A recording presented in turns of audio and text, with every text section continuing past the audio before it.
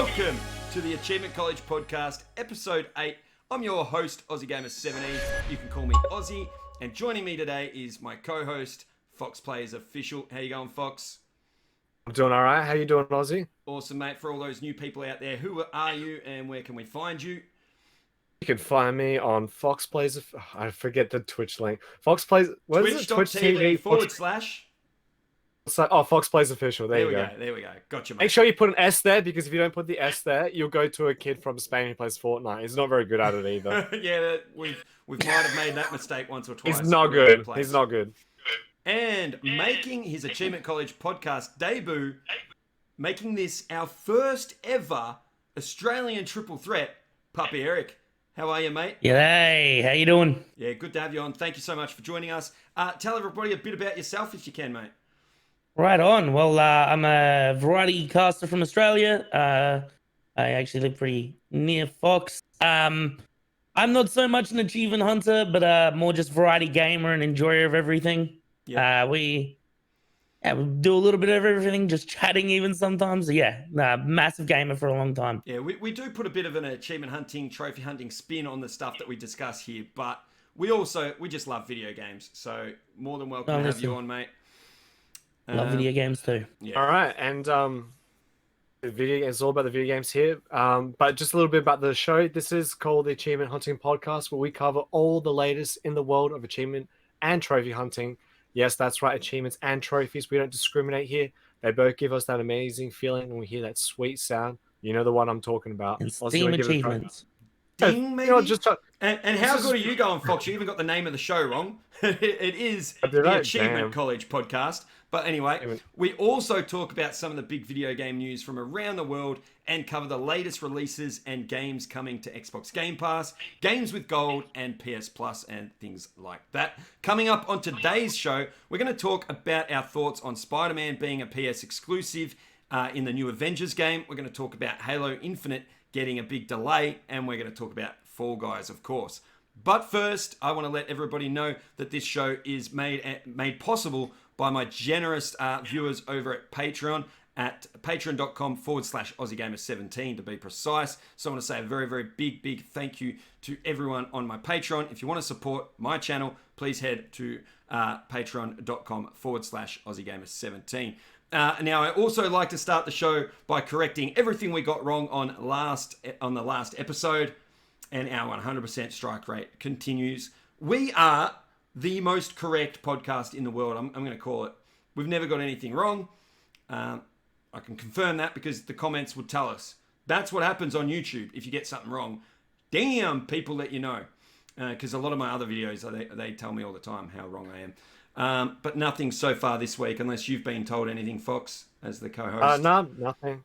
Didn't think so. So now we're going to move on to our usual first segment, guys. It is probably a fan favorite. It is probably my favorite, and that is what we've been playing. We're going to throw straight to you, Fox. What have you been playing, mate? All right, so first thing I've been playing is Time Spinner. Time Spinner is a Metroidvania made by, published by Chucklefish. They're the people that published Stardew Valley. I don't know if you've ever heard of that game. Sold a few million copies, but whatever. Just a big, indie. Yeah. Anyway, it's one of the other games that they branched out because they want to get a big portfolio. They're trying to probably compete with Devolver Digital as well.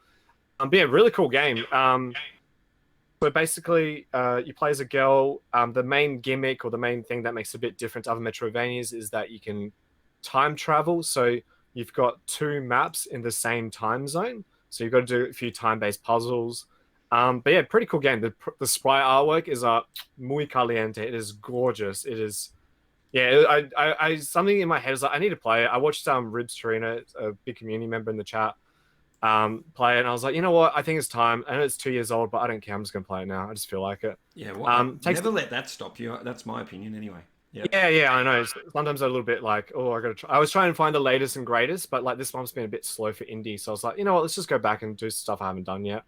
But yeah, anyway, in regards to 100%ing for anyone out there, pretty easy platinum. You've got two ways of doing it. You do have to finish the game in Nightmare mode, so you can play the game on normal and then replay the game in New Game Plus in Nightmare mode, so then that way it carries your levels over, so it's a lot easier.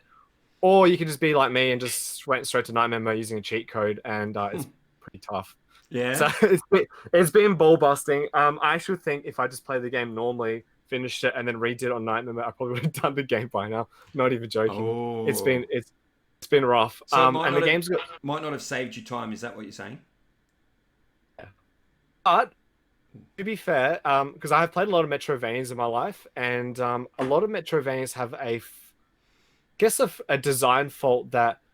Now I've watched a few people play like the Castlevania games on Game Boy Advance and DS, where when they get to the boss guy, they just hit the boss, they get damaged, they pause the game, they use their healing items, and then keep fighting, and pause the game, use healing items, keep fighting. So it's kind of like they don't even like really like learn the boss's patterns, or they just kind of like just stand there and just heal up. And so like because I can't do that in this game, it's actually forced me to actually like get good, and I actually like appreciate the patterns of the bosses have been doing. So at the end of the day, like play the way you want to play. If you want to make it easier and stuff, just do it normal and then do it on Nightmare. The game does have 3 endings. You can save scum it, which I'll be doing that right now. So it's not too hard. However, though, there is barely any good guides on it at all on the internet. I have no idea why. It actually sold pretty well. Not sure why no one did a good guide on it. So I did have to go to Steam. As with all Metrovanias, there's always 100% map completion thing. So just make sure to get 100% of the map. And this is where I'd normally say, oh, that's all right, I got one on my channel, but I don't. Nah. Yeah, like literally no guides on it. It's really weird. I had to read a few like forums and stuff just to get some specific trophies to work out how to do it. But yeah, it's on all consoles as well. So yeah, and it's easy and it's fun. Cool. And you said you used a cheat to put it straight to Nightmare mode, and that doesn't void like trophies or achievements or anything. No, it doesn't void. It doesn't void at all. You just have to start a new game, pause the game, go to passwords, type in. I forgot what the password was, and then it activates Nightmare mode. Then restart a new save file, put it on Nightmare mode, and there you go. If you want that password, just head to Fox's Twitch channel. I know someone will put that link in my chat right now. So yeah, go ask him there. And how long is it supposed to take, the completion? I didn't even say that. Sorry, guys. It takes about. It's supposed to take 15 hours, so it's about roughly around that. Oh yeah, not too bad. Cool. I think it's fun. But yeah, I got nothing else to say about it. Have you played it at all, Puppy? What's his time spinner? Yeah. No, I haven't played that one, but I said to Fox when he was playing it, it actually looks pretty good. I wouldn't mind giving it a shot. Yeah, I haven't checked it out myself either. All right, let's move on to what you've been playing. What's your first game you want to talk about, Puppy? Darkest Dungeon. Oh, we're going to start with that one. Awesome. Oh, my God. I've been playing this game for about a month now. Yeah, I reckon it feels like even longer. You always seem to be enjoying it when I pop in and see you play it. It's a great game. It's so good. It's just so brutal. So essentially, it's an indie roguelike dungeon crawler town builder RPG. Where you play someone who takes over a town whose distant relatives basically released an eldritch horde upon it, an eldritch plague, and it's your job to basically drive the plague back down to the darkest dungeon and seal it where it is. Yep. So the game kind of revolves around the hiring of adventurers, the leveling them up by doing other dungeons, and eventually completing like certain bosses within those dungeons, getting them to level 6, which is the max level, and then taking on the darkest dungeon, which is usually a very, very difficult challenge. Okay. I actually still haven't beaten it. I'm at the very last boss, which Fox has warned me is going to be awful. It's a piece of shit. Simple as that. It's gonna be really bad. So yeah, I'm looking forward to it, but I'm also not looking forward to it. It's just a great game. It's absolutely awesome. But it can gut you. Like you'll be doing absolutely everything right, and then you'll have a run of bad random number generators, and then the game's over. You'll lose your entire party, and you've got to go get another one. Ooh, and that's permadeath when you lose characters, isn't it? It is. It is. And on top of that, the characters that don't die usually come back either afflicted or with negative quirks. So one of the things I've noticed, because I haven't played it myself, but I've watched you play it a fair bit. I've watched a few other streamers play it, and I've seen that sort of they come back with like psychological issues or something like that after you've done a run or something. And I saw once one had to like go to the pub and have a drink to feel better or something. Is that something? Yeah. So there's two kinds of health in the game.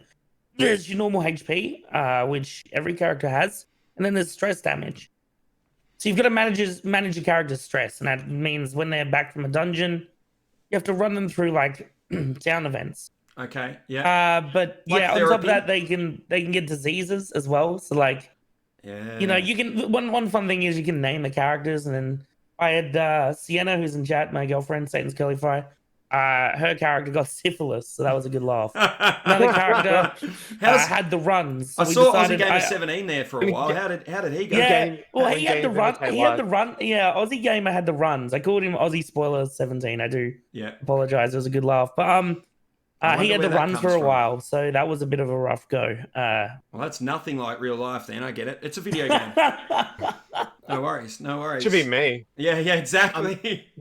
Oh, that's me. Fox Runs official. Gotcha. But it is a fantastic game. Yeah, I've noticed that you just what I notice is I come back to your stream whenever I do, and you're back on it. Like it's you're not sick of it. You haven't run. No. It hasn't run its course yet. It's not over. I'll be playing through it again as well, doing some challenge runs. Like obviously, so it's got replayability. There's heaps of replayability. Yeah.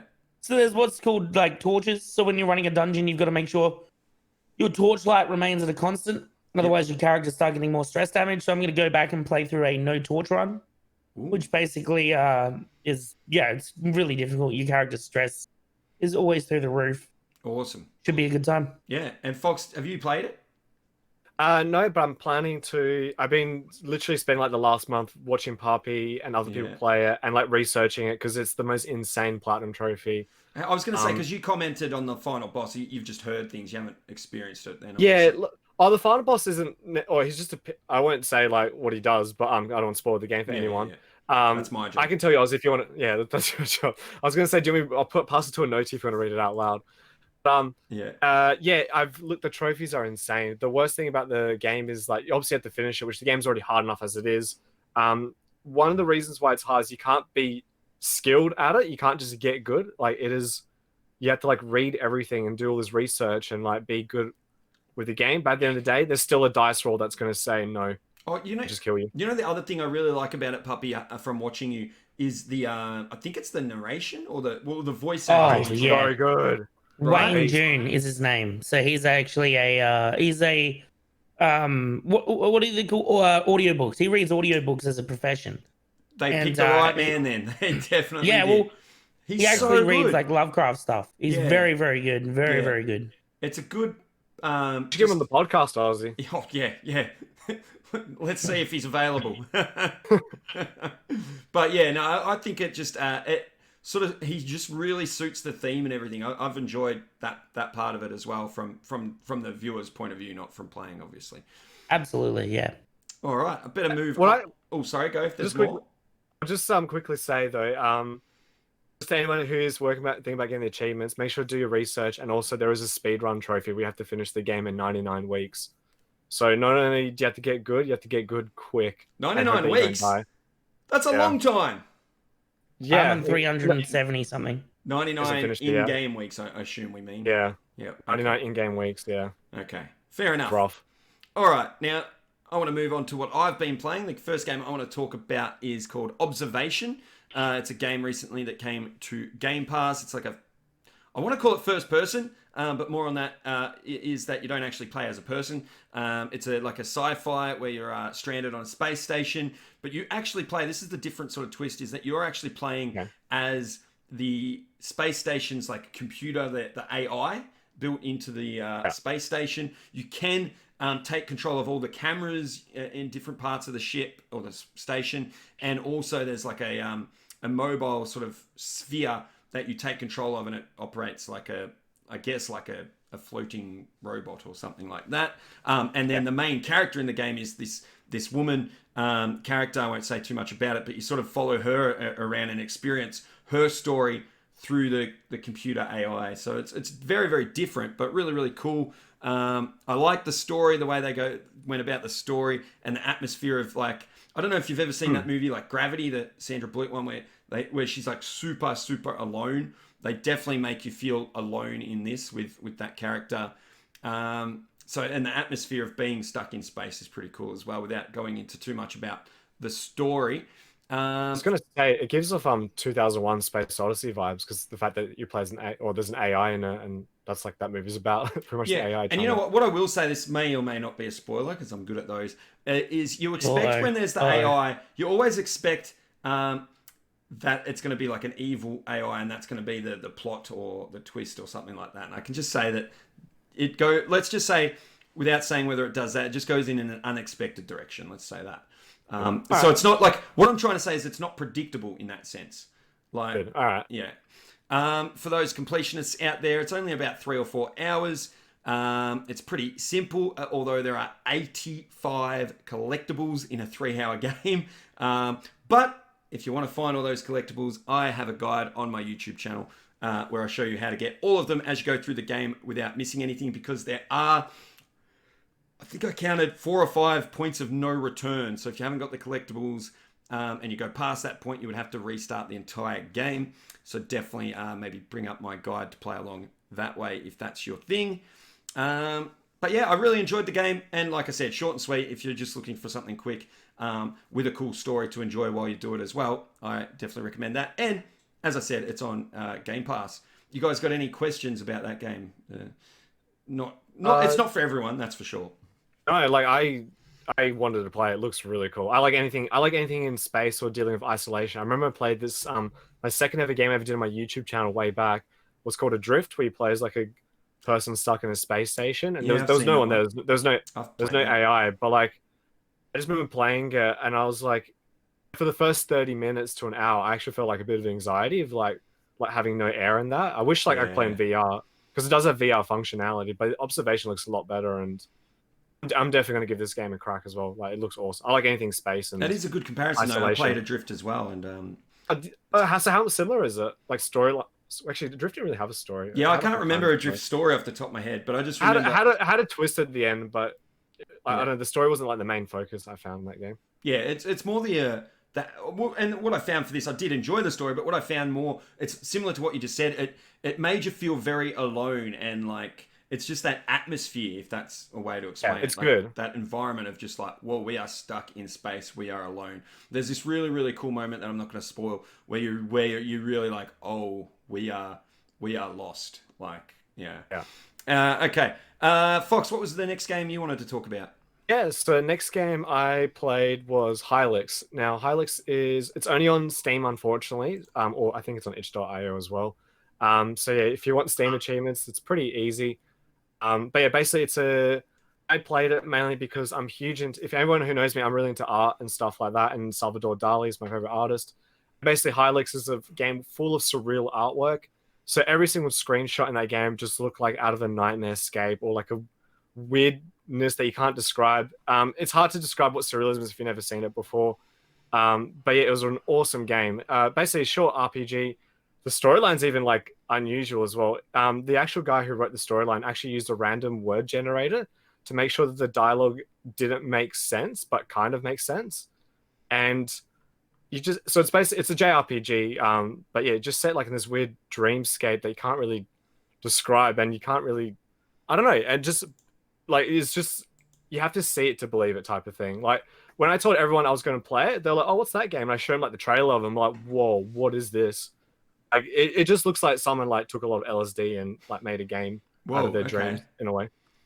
But yeah, it's really short. It only takes like about 4 or 5 hours. There's some extensive Steam guides on there. I didn't get too stuck on it. Definitely going to play the sequel as well. But yeah, I just appreciate someone that tries to push the medium, try to do something different. And the animation's always done claymation as well, which is also really cool. So you can see as you play in the game that that they got clay animation of all the characters, and then like took screenshots of them and put them into the game and like animated that way. So I'm big into claymation as well. So just tick two boxes of my art phase there, and yeah, a lot of fun. I loved it, and even the chat was watching it going, cool. And like everyone's like, when are you gonna play number 2? I'm like, oh, soon. A bit longer, but yeah, it's good. It was really fun. Oh, so number 2 is already out as well, is it? Yeah, so it actually came out the same day or same week as Last of Us 2, and people actually made there's like number 2, like let's just say number 2 is a very like obscure game, like only like a handful of people have even played it. Like the people that made these memes about like how much better Hylix 2 is opposed to Last of Us 2, which I thought they were pretty funny. I was going to say, why would you come out the same week? But a game like that with such a niche audience, it's yeah, not going to like matter. It's not going to like. Those people, they're going to get the game anyway. Yeah. Last of Us 2. It's already got it. Sorry, go. It's already got the. No, it's alright. It's got its own audience that they don't care. They don't care. They just play the game when they want to play it anyway. Yep, exactly. And you said, I think that's really cool. The different art direction as well. Like, I need to play different art style games every now and then. You know, like just to break it up. You don't see surrealism too much in games. I can't even if you ask me list 10 off the top of my head, I'd have to really think and then go for Wikipedia and then go for Google Images until I can find some. But yeah, it's just honestly every single room in that game you could have print screened it and put it in the art gallery. It was wild to watch. It's so out there, and the second game looks even because the first game was made with I think on RPG Maker. So RPG Maker does have a lot of limitations in the programming, but I think he pushed it to the limit. And there's a really cool death cinematic where you actually watch the main character's claymation face melt, and you just see a skull underneath it. Spoiler. Careful. That's my job. you die a lot. It's kind of like Dark Souls. You die a lot, actually. Okay, yeah. And also to anyone out there, you die a lot. Don't stress. Basically, you actually do have to die as a part of the game mechanic. Because when you go to the dream world, when you die, you have to feed the machine meat. I know it sounds a bit weird, but every time you feed it meat, you get more HP, maximum HP. So you actually have to die anyway as part of the game, just so you get your health up. Awesome. Sounds so wild. Tell us the next game. What platforms is that on? Only on Steam. I think it's also on itch.io. So just to anyone out there, if you don't know what itch.io is, it's basically similar to Steam, where indie devs put their games on there. If you really want to support indie devs, definitely buy games on there because they get a bigger cut compared to what Steam does. Fair enough. Yep. That's up to you. Gotcha. There's no DRM as well on itch.io if that's how you'd play it. Okay, and I just realised my list of games that you were going to talk about, Puppy, I don't have in front of me anyway. I had the wrong list in front of me, so I can't give a good segue into what you're about to talk about because I've forgotten. But go for it. I think the next one I'm going to mention is Wonder Song. So I have a little bit of a thing on my stream where, if you save up enough channel points, you can kind of direct what we play. Obviously with limitations. So if there's new releases, I put them behind that. But someone requested Wonder Song, so we kind of switched over to that, which is a indie puzzle game, side scroller, narrative style game. Really not what I would normally play. And I'm interested to see what your end thoughts are on this. Actually, yeah. Keep going. Sorry. Look, I could see it as a game for certain people. Yeah. Was it a game for me? No. It is way too easy, way too, I don't know, kiddie, I guess. Yeah. It was just the art style and the music are fantastic. Let me say that much. Okay. The art style and music are fantastic. But as from a storytelling standpoint, the main character is like a wet paper bag. Mm-hmm. He essentially has absolutely no personality. Yeah. He's either happy or sad, and I find that a very big detraction. I couldn't get into the story at all. It got a little bit better towards the midway point when they had the character. They actually had a main villain. Yeah. Which takes halfway through the game for you to find her.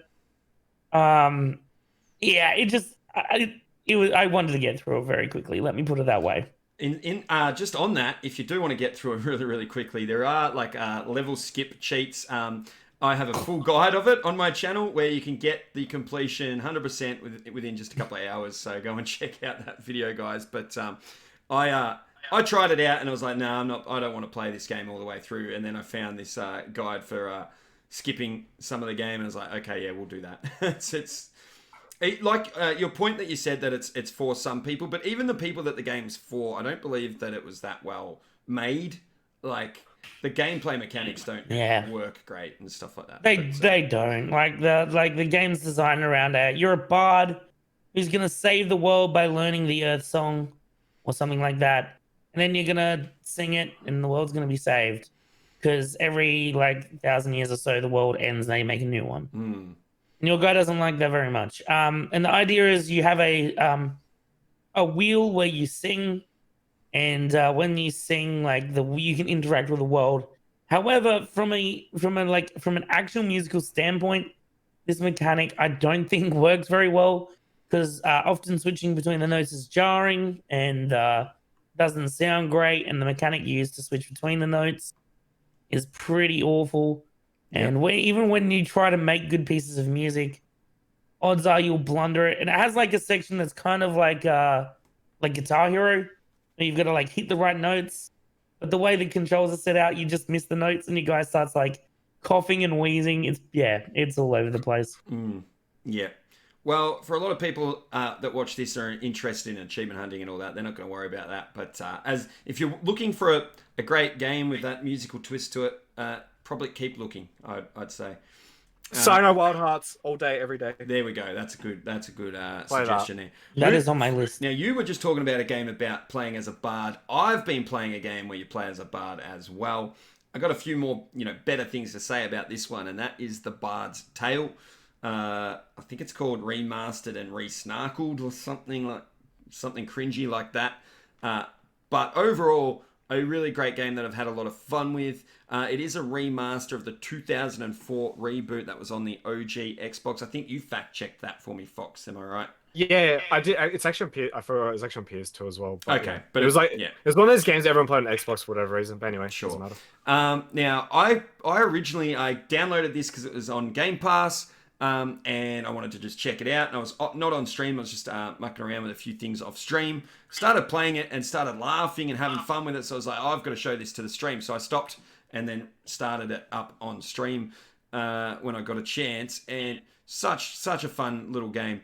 What I will say is you can tell it's a remake of a 2004 game. The combat and stuff like that sucks. It actually got to the point where it was boring, and the first sort of maybe 10 hours is full of this funny banter where the character that you play as and the narrator talk to each other, or very early on in the game. So in the first 5 minutes of the game, you sneak into someone's room and open a chest to steal from it, basically. And the bard narrates what you're doing, and he goes, and the bard, the narrator narrates what you're doing, and he's like, the bard sneaks into the room and, wait a second, am I reading this right? You're going to steal? and the bard talks back to the narrator and tells him to leave him alone and let him do what he wants and all this. And then there's some songs, different characters will break out into song in the game, and all the dialogue and stuff like that in the songs is really funny. But the problem that comes after that is there's a lot of that in the first sort of act of the game. And then as you get into the second and third act, they are few and far between, and everything in between is just the ridiculous, crappy combat in the game. So it actually it definitely overstayed its welcome, is what I'll say. I find it very, very hard to criticize games. I'm not very good at I would never be a games reviewer. I can't criticize games, but even this one, even though I loved it at the start, I'm towards the end, and I don't know if I want to finish it. I might be putting it down and not picking it back up. So that's sad in that sense, but I still enjoyed my time with it, if that makes sense. So there are, for the completionists out there are also cheats in this one actually, where you can skip everything and just skip to where all the achievements are, and you can beat it in about 2 or 3 hours. So there's that for those that want to do that. But yeah, so much fun. We had a lot of fun with the songs and stuff like that. So I don't regret my time with it, but I can't say it's definitely a must play or anything like that. I don't think either of you played any of the Bard's Tale games, or this one in particular. I played that one a long time ago on Xbox, but I think because you said 2004. Now, Oz, you did say it plays like a 2004 game. Hold up, there was a game called San Andreas which came out, Half-Life 2, still critically acclaimed, and then Metal Gear Solid 3 as well. So yeah, there's plenty of great games that came out in 2004. No, okay, I should rephrase that by saying it plays like a 2004 ARPG in terms of the combat. There are other parts that, like, I'm not saying 2004 games are bad; they don't stand up today, but some do and some don't, obviously. Yeah. And some types of games have stayed fairly the same and are still playable, whereas some types they've iterated and improved on it over the the past 15 odd years. So that's anyway. That's really all I've got to say about that one. Fox, what was your next game, mate? Yeah, and then my last game was the Blasphemous DLC. So basically, now, bit of a sad story, unfortunately. When they released the Blasphemous DLC, they didn't actually add any trophies to it. So I literally just play the game literally just for fun. I know, right? Fun with no achievements, right? Who does that? It sounds so bad saying that. I sound like a dick, but no, like, trust me, the game's to be fair, like, when I played Blasphemous last year, it was one of my favorite games of 2019. Absolutely adored it. Obviously, back then, I had, I guess, different viewers. I was a smaller streamer then. Now, like, with a bit more viewers, I was like, you know what? Let's just play it again. I didn't give a crap. I'm just going to play it again. I'm going to show it to some brand new people who haven't seen the game before. And yeah, the DLC was awesome. It was so much. I couldn't say it was super fun. It was super hard. So basically, with the DLC, they've added. So after you finish the game, you can replay the game again on an extra hard mode, and they've added another feature where you can pick like a different perk, but it comes with a negative side effect as well. I don't remember exactly off the top of my head, but like one of the perks is like your magic is better, but you can't heal your health anymore. One of them was that your healing items don't heal you at all, but you get but you do more damage. I don't know. You can look it up on the DLC website, for the Team 17 website for it. Mm-hmm. But yeah, like they added like 5 new bosses. And just for fun, in the original game, there was an achievement for playing the game without using healing items. And this is my one criticism for Blasphemous, and I actually do recommend everyone to give this a try. So Blasphemous has a reverse difficulty curve. The game is too hard at the start, and then it becomes too easy at the end because you got so much like extra health, so much health files, do more damage in that, and you got all these like abilities in that. So like when you get to a boss guy, you can just stand there, just as I said, just heal and bash him, heal, bash, heal, bash. So there's no like. Sounds like my type of gameplay where you just tank it. You don't have to. Pretty much, yeah. But like if you do want to do the Blasphemous trophies and then do the DLC just for fun, like I did, it's pretty tough. It's not that long. It takes like about 15 hours again in that sweet spot. Like I said, you have to finish the game without using any healing items on the bosses. Get 100% map completion. Make sure you do all the quests. There's like 3 missable achievements, I think it was. Like one's like there's a quest you got to do at the start that if you don't do it in time, it's you screw up the quest. So just make sure you don't kill all the bosses before doing this quest. There's another speedrun achievement. Just basically start a new game when you do this speedrun, just so you can. That way you've got the game in the back of your head fresh, so you can get to that midpoint. At least it's not the full game. It's just only like literally like the halfway point, so it doesn't even take that long. I think I did like in 2 hours or something. It's not that hard to do. Right. And yeah, obviously get all the collectibles, get all the items. There's a 100% Steam map guide on Steam once again. If you just go to Steam guys, there's a 100% map for it. As for the DLC bosses, they were really cool. And my favorite thing about the game was because the game's, I think it's made in Spain. I'll have to double check that, but yeah, they added Spanish voice acting to it because the game's set like it's very. Oh, I didn't say it. So the game's set. It's a Metroid. Oh, it's not technically a Metroidvania. It's more of a spoiler. That's not that. It's more like a Dark Souls game with like a Metroid type of map where you can go up, down, left, and right. But it's 2D. It's very religious, so I don't know if you're really really pro-religious, probably wouldn't play this game. But yeah, the game's like it's got a lot of like religious lore in it, and like the characters even wear like massive cone heads, which I even looked up. It's something that Spanish people used to do in their religious gatherings and stuff. So I was like, oh, cool. So I was learning a little bit about that. It's got the best 2D gore I've ever seen. They've added all these executions in the game, so like sometimes an enemy. You get an opportunity to do an execution mode, and you can just do like these gory ass slashing the enemy, like the intestines come out, or like just stabbing the sword through them, or ripping their limbs off. You just don't expect it when you play. Like everyone that came to my channel that watched it just basically said the same thing. My God, this pixel art is gorgeous. My God, that gore. Holy crap! It's such a beautiful game.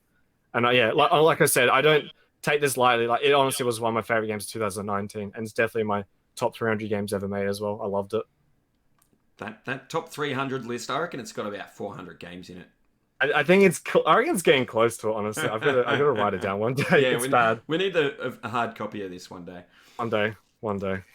All right, but from watching you, I mean, I can tell how much you love that game. I've watched you play it a fair bit now, and you always have good things to say about it. So, and you know what? I think I'm going through a phase of playing games just for fun, and I'm not achievement hunting as much right at the moment. There's a few games that I've been putting off, and I just want to get through them without.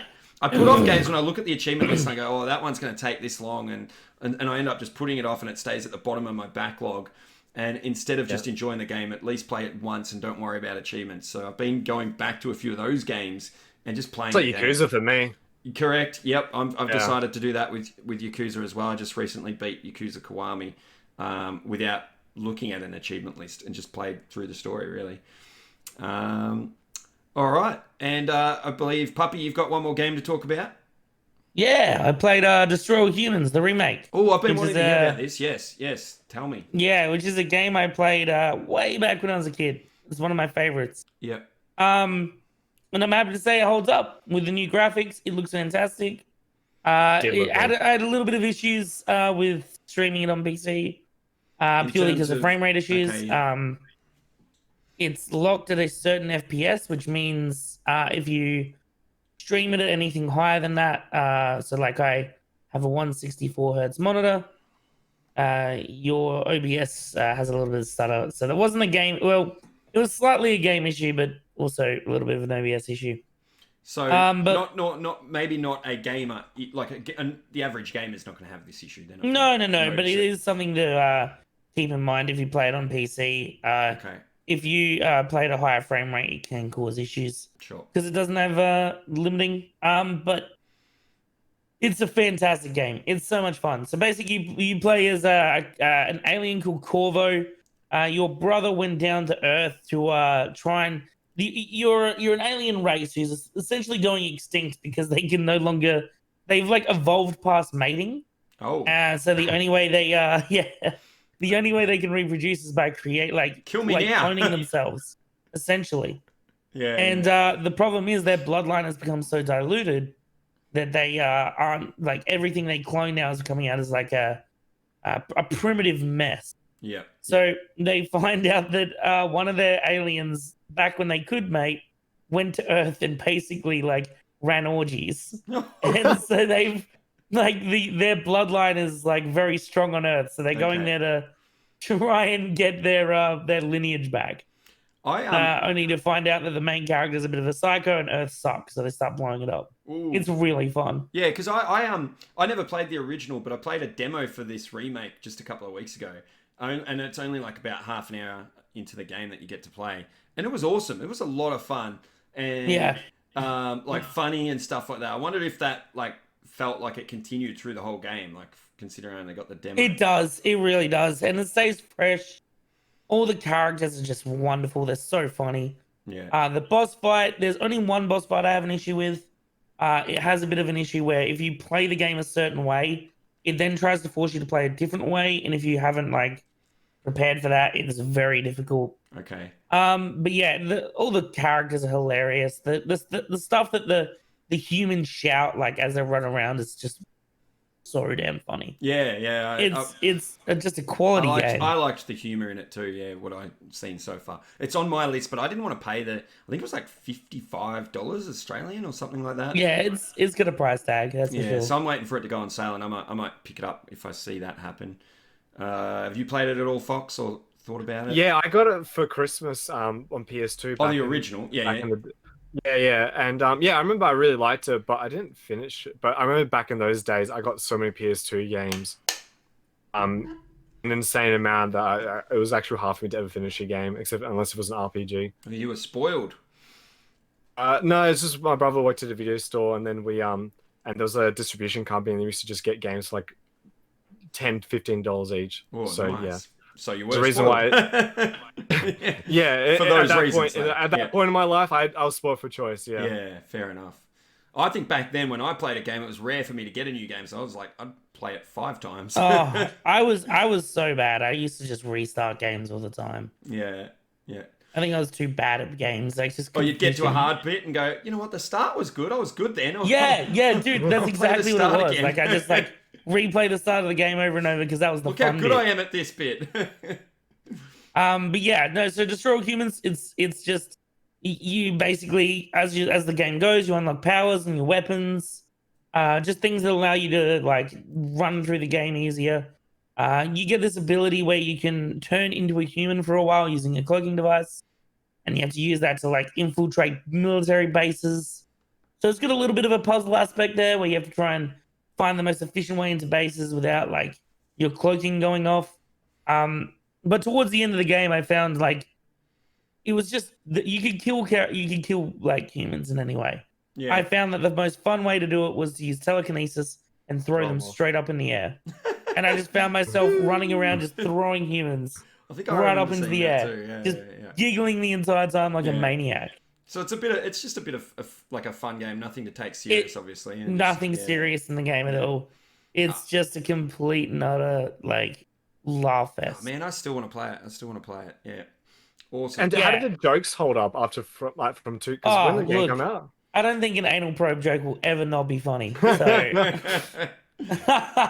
So yeah, I was going to say, did they have to update their jokes, or are they the same jokes from? No, because the game's set in the 50s. Yeah, cool. So like the jokes just hold up. Awesome. There's a lot of butt humor, a lot of fart humor, a lot of sex humor. It's very immature, but anti-communist humor, but in like very on the nose. Like, look how goofy America was back then.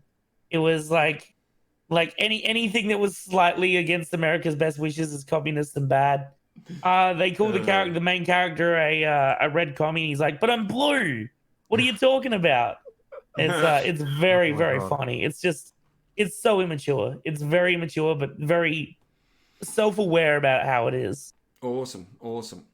Hey Fox, you know how you said you'd played a game just for fun? I did that recently. I played a game called Honey, I Shrunk the Kids, the video game. Oh no. Yeah. Sorry, Grounded. It's called Grounded. Okay, yeah, Grounded, yeah. God damn, this game is fun. I really, really like this game. For those that don't know, this is the game from Obsidian that is like Honey, I Shrunk the Kids, where you sort of play as a group of kids that have been shrunk and stranded in a backyard. So just like that movie, for those old enough to remember the movie. And it's part of the Xbox preview program. And it's like pre-release sort of thing. It's like I don't know, is it like playing the beta? I don't know how all that works, but it's not like the full game is not out yet. But boy, what they've got there is actually really, really good. Like, I was super, super surprised that you could sit there and play it for so long for a pre-release game. I thought there'd be, like an hour worth of content and then you'd be done with it. But I did a few streams where you play with viewers and stuff like that, because it's 4-player co-op, and you go and, attack all the bugs and things like that. It's got this really cool thing, like the main enemy in the game are spiders. Like, there's these big scary bloody spiders that are like a house. They're the size of a house compared to you. And how many times did you get jump scared by them? They are pretty damn scary looking, and that's a good point, because they actually have this thing called I think it's called the arachnophobia slider, and you can I saw that. That's cool. You can put, like, for people who are too scared, you can tone it down. And you put it all the way to the left, and they become like just white blobs. But I heard someone talking about playing it on that mode and playing it with their kids, because their kids were too scared of the big spiders. But then you see these white blobs that look friendly, and you go up to them, but they do the same damage as the actual spiders, and you just get slaughtered by white blobs then at that point. So I think they look like spiders for a reason. Because we're scared of spiders for a reason. Yeah. Don't go near spiders. But once you so basically, it reminded me of like Monster Hunter, because you start low level and you're scrounging like supplies and stuff like that to make gear, and eventually you'll take out things like ants and things like that, and you use their parts to make like armor and stuff like that. And the stronger the bug that you take down, the stronger armor you can then make, and then that allows you to then go and fight something like a spider. So only once we had made like good weapons and good armor could we then go and think we're going to go take on a spider. Or you could be like me and glitching behind a ledge. or you could be me, who my whole team started to fight a spider or something like that, and I thought I got stuck in between two bits of grass, like I couldn't move, and I'm like, I can't move. I was going crazy live on stream. Then about 2 minutes later, I realized my controller battery had died. So that was why I couldn't. Well played, well played. Move. A real gamer moment. Pro gamer, yeah, definitely. Pro gamer, pro streamer moment. The game, the way it runs and stuff like that is really awesome. Like, really, it ran really well. I didn't have too many issues for a pre-release game as well. And I just recommend it if you want to play something with friends, with family, or if you're a streamer and you want to play it with viewers and stuff. I've streamed it a couple of times now and just had so much fun. Everyone that's played it and given me feedback has had a great time with it too. So really, really cool. And I can't wait to see what else they do with it. Yeah.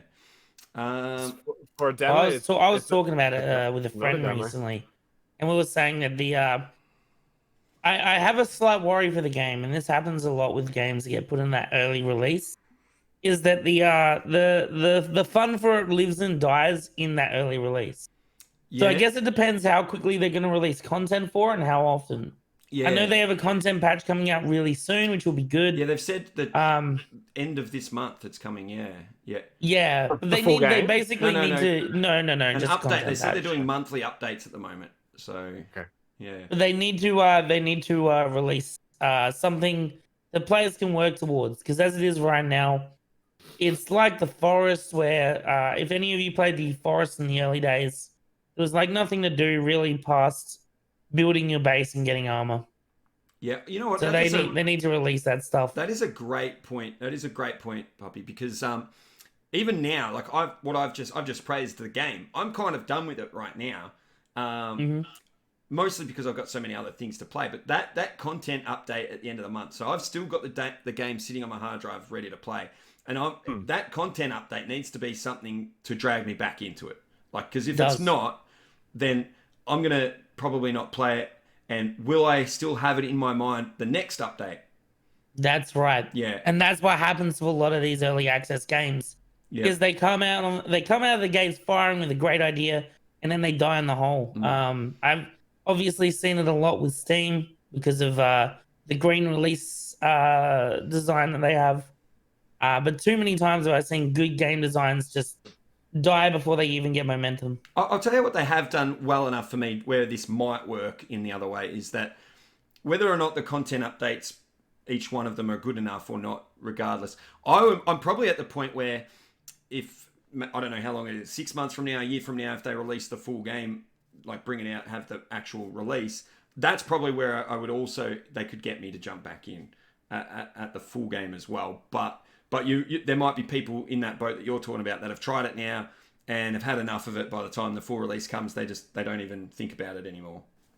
Yeah, correct. Very interesting point. I'm interested to see how this game handles that and where it goes. But I also, I think one of the reasons why it ran so well, Obsidian, the team Obsidian, they don't release anything bad. I don't think I am surprised a team like Obsidian do this pre-release stuff, but I think it's because they only had a really, really small team working on it. But yeah, I'll be watching this space eagerly to just find out.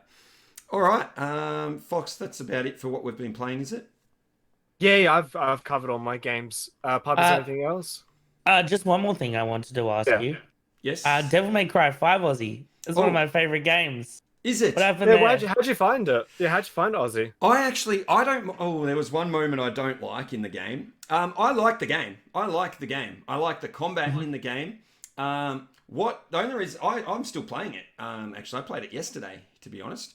I haven't finished it yet. I stopped streaming it though. I was getting 0 views, Puppy. No one was watching that game. And I even asked a couple of people. I said they didn't like watching it. So I was like, okay, I'm going to play it off stream. So no, yeah. Overall, I find that interesting because when I a while back did the entire Devil May Cry series. Yep. And I mean, I guess it's just like a difference in like what people watch and stuff like that. Yep. But I guess that I'm glad to hear that you at least like the game, because I was almost heartbroken. I was like, the game's so good. How did Aussie not like it? I was going to talk about it actually in this segment, but then I had those 3 games ahead of it, and I haven't finished it yet. So I wouldn't want to talk about it at full until I've finished it and I've got like my end thoughts on it. Fair. But no, I've enjoyed my time with it. It's not it's certainly not my favorite game. But I did see you not enjoy the hat scene, and that broke my heart. Oh, I just The hat scene is so good. I think in isolation it's pretty cool, but I didn't feel at the time that it fitted with everything that was going on in the story. But again, as a lot of people in the community know, I'm not very good with satire and all of that sort of stuff. That's not satire. No, that's said not that satire. Sort of stuff, Fox. And if you let me finish my point, that sort of thing and the humor in it probably went a bit over my head. Okay, so I probably don't appreciate it as much as the average person. Okay, yeah. Moving on, guys. Moving on, we are going to talk about the news that has happened in video games since we last recorded the podcast. And of course, I'll get accused of being biased, but the first thing I want to talk about is Halo Infinite being delayed to 2021. There's a few things I want to talk about or discuss with you guys about this. I guess the first thing is, how big a deal is this to either of you? I don't think either of you are big Xbox players. I know, Fox, you... this is going to be on PC. This is a big deal for me. It's a big deal for you? Explain, Puppy. Yeah. Well, I was going to be playing a lot of Halo Infinite multiplayer, so that was going to be something I was going to be doing every week was a multiplayer day for Halo Infinite. I'm a big Halo fan. Okay, I've played nearly all the games. Yep. I think they've taken a little bit of a backseat recently because they just haven't been as good as what they were, but I was really excited for this one. And yeah. Are you still, though? Like, is this a bad... I mean, yes, it's bad because you won't get to play it when you were planning on playing it, but... No, I think this is great. You think, yeah... More developers should have the balls to do this. Correct. Yeah, that's exactly what I wanted to touch on. It's the only reason we're talking about it the way we are is because it was supposed to be a launch title, and whether or not it affects... Well, it will affect, or how will it affect it will. the launch of the console. But I'd much prefer it the console launch without it, rather than it launch with it in a poor state, because that not only would that kill Xbox's future and stuff like that, but it's just I'd prefer to wait for the game to be good. Like, take the time. And I'm not a part of the whole console debate because I actually have both consoles. Yeah. What I want to see, the only thing I care about, I don't care. I think the Xbox is going to sell well just because Game Pass is a brilliant idea. What I want to see is a good Halo game. I don't want to see the franchise put down the toilet. Yeah, I think I heard people's criticisms of that trailer that they released, where it did look very old. It looked aged. I won't lie. Yeah, it looked really aged, and I think they heard people talking about that, and they probably took that to heart, which they should. They should listen to the people that are going to buy their game. Correct. There's 3 or 4 really, really good topics, talking points in that, like the console, war or whatever you want to call it. I want to have a chat about that and how Game Pass is affecting that going forward. The game, like big games, name a big game that's come out this year or was supposed to come out this year that hasn't had a big delay. You look at things like Cyberpunk has had some massive delays. There's lots of games that were supposed to come out earlier this year that either aren't out yet or are coming next year, obviously because of the pandemic and other reasons. But even if you look back before the pandemic, big games get delayed. So Ghost of Tsushima and Last of Us both got delayed before pandemic. Exactly. So big games like that get delayed, and there's nothing wrong with it. Like, yeah, I want Halo to be great again. Basically, I have not enjoyed the last 2 Halos actually myself. No, they weren't good. I didn't mind Halo 4. I thought it was alright, but I didn't play 5 properly. I only got to play it with my friends. I think the last good one was Halo Reach, in my opinion. Apparently, the multiplayer for both have been great. Still, is that?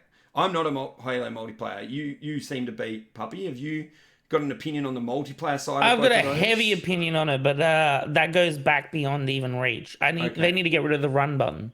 Oh, okay. So there's actual like logistical reasons behind why a run button in Halo doesn't work, and it actually ruins the game in a lot of ways. So when you have a run button, that means you need to make the maps bigger. When you make the maps bigger, it means skirmishes are further and further apart. It's just weapons. The run button makes the game worse. Okay. And it has a bit of a butterfly effect by the sound of that. Yeah, it does. Yeah. Yep. Good time. Okay, and the other part of that discussion was like, does it matter for the launch? I've been talking about recently that the launch of the console is not this big deal that we might have thought of in the past, in my opinion, because I think Microsoft have been talking about it a lot now as a platform. Like, they're not going to have like the brand new games that are coming out on the Series X are not you can only play it there. They're going to be backwards compatible. No, they're going to be available on the previous console as well. I think of it more like an iPhone, but you've just got that operating system no matter which model you're playing on. And yes, the game's going to look better on the newer model and stuff like that. But the big thing for Microsoft is Game Pass.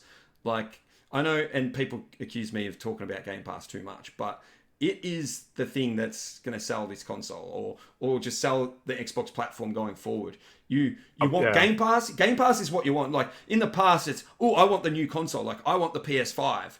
But now, for me, it's, I want Game Pass, and I don't really care what system I'm going to be running that on. I want Game Pass. I want to have that ecosystem where all these awesome studios that Microsoft have bought over the last few years are going to be putting their games straight onto Game Pass. So as long as I've got Game Pass, it doesn't matter what system I run it on. Me personally, I'm going to buy the Series X day one.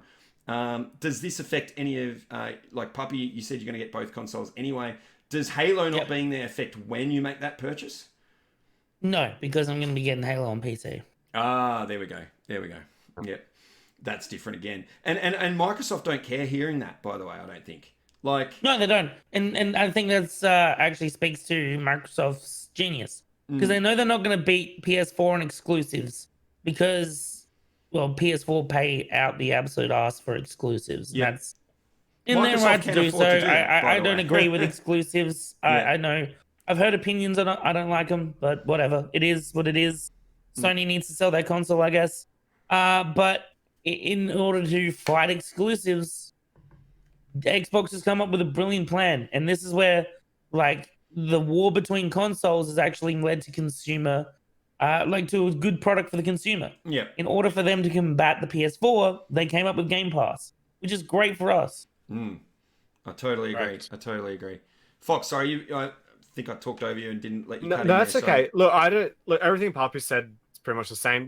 My only point I want to make is to people out there who have little whinges that a game gets delayed. Number one, boo-hoo. Number two, literally every week, 10, 20, 30 games come out. I'm sure in that week, you'll find a game you can play. You've got a backlog of games. Stop crying. Go catch up on. I was actually go try something else. Go try something else. Stop crying. Yeah. Play an indie. I actually haven't said this, but I am so happy because we don't know the exact release date, but right around that time, there's other games that are probably coming out if they don't get another delay, like Cyberpunk. I'm a big Assassin's Creed fan, so Assassin's Creed Valhalla comes out right around that time. I was like, what game am I going to, like, I'm going to have too many games to play. Halo not being one of them just makes my life easier. Exactly. Puppy, are you also not an Assassin's Creed fan? Sorry, dude. No, you don't have to be. Like what you like. We know Fox doesn't. I love the series. Having the last two games... this is a whole nother discussion topic that we won't get into, but I've talked about it before. If they hadn't have called the last Assassin's Creed game, like if they had have removed the Assassin's Creed name and just made it a brand new IP, it would be talked about the same as Horizon Zero Dawn is, but we won't go too far into that. I disagree. It is a great game playing if you just... Well, have you played it much, Puppy? I don't want to go into it too much, but... I've played a little bit of it. It's definitely not my cup of tea. Okay, fair enough. Same reason I didn't pick up Ghost of Tsushima. Okay, well, and that's just different preferences and stuff like that. Anyway, I'm to close out the talk about Halo Infinite being delayed. It is not this big sook thing, like you said, Fox. When a game gets delayed, who cares? We could tell when we saw that recent trailer, it needed to get delayed, guys.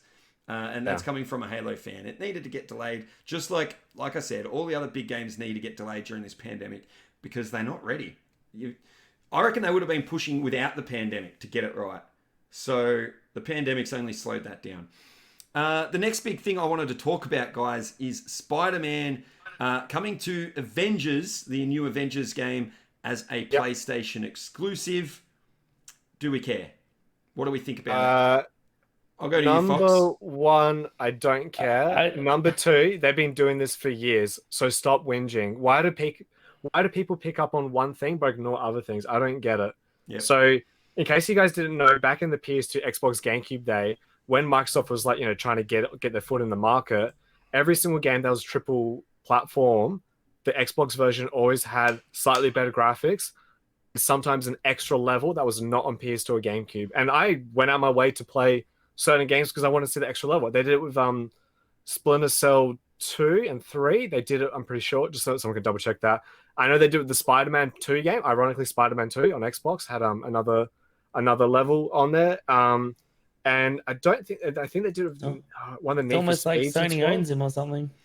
Yeah. Well, no, Sony don't own the rights to Spider-Man in gaming.